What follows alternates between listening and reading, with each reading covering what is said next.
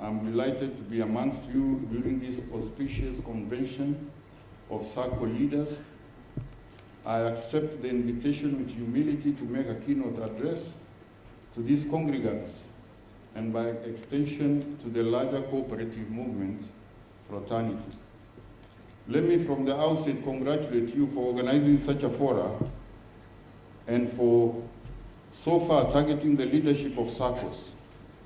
This edition being the 6th of the gatherings, it comes at a time when the country is experiencing a number of challenges, key among them being the coronavirus COVID-19. These must have obviously inspired you while crafting the theme for this assembly. The pandemic visited our country a year ago. By now, we have adjusted to the new normal as prescribed by the Ministry of Health. I want to urge you to remain steadfast in observance of the health protocols. The theme for this year, SACCOs Beyond COVID-19, Accelerating Towards Recovery, is therefore timely one. The pandemic has disrupted not only the cooperative sector, but also the Kenya economy at large. The convention will therefore expose the participant to the cumulative effect of pandemic on the SACCO subsector and further highlight sectoral recommendations and mitigation strategies that will accelerate SACCOs towards recovery.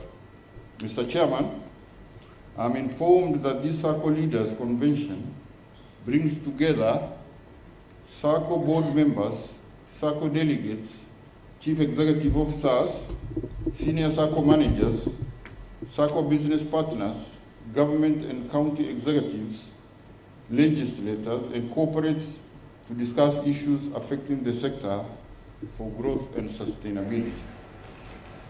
The top team of SACCOs gathered here will thus provide the direction needed to reignite the fire that is badly needed in the subsector to take it to the next level. I give my assurance of support from the legislative arm of government to this cause of ensuring a vibrant and beneficial subsector. Ladies and gentlemen, I am aware that the SDC is responsible for cooperative policy, legislation and regulation, promoting good corporate governance, giving guidance on cooperative financing, investment and marketing, and providing cooperatives audit services. The legislature is committed to assist the State Department of Cooperatives realize its mandate of overseeing the growth and development of the cooperative sector in the country through enactment of the necessary enabling laws. The legislation thereof is intended for the good of the movement to thrive in conducive environment that is enabled by the ministerial department. I call upon you to do your part in ensuring good governance is above board in the sector. The movement is supposed to play an important role in wealth creation, food security, and employment generation, and hence participate in poverty alleviation. But I know this is being performed by a small fraction of the over 24,000 registered cooperative societies countrywide. It is a challenge I put to you to ensure all of these 24,000 cooperative societies are active. Mr. Chairman, I am aware as the Chairman of Parliamentary Committee on Trade, Industry and Cooperatives that the review of the National Cooperative Development Policy is complete. I met the State Department sometime late last year when they made some presentations to my committee. The policy is now before the House and the policy will have our full support. KUSCO had petitioned the Senate on the main challenges facing the SACCOs. This issue of non-remittance is really a thorn in our neck, but nothing is impossible as we are on top of things. I have been informed by the Commissioner for Cooperative Development that the non-remittance to SACCOs now stand at 3.4 billion cumulatively. The biggest culprit being universities, which is at Kenya shilling 1.8 billion, followed by state corporations, which is at 857 million shillings. The department has made considerable effort in recoveries amounting to Kenya shilling 306 million. This is only 10% of the amount outstanding, which is currently at Kenya shilling 3.4 billion shillings. We will assist where necessary, particularly when it comes to matters legislative.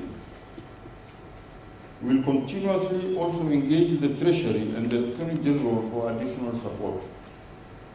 Ladies and gentlemen, corruption and unethical practices is a matter Parliament doesn't take lightly.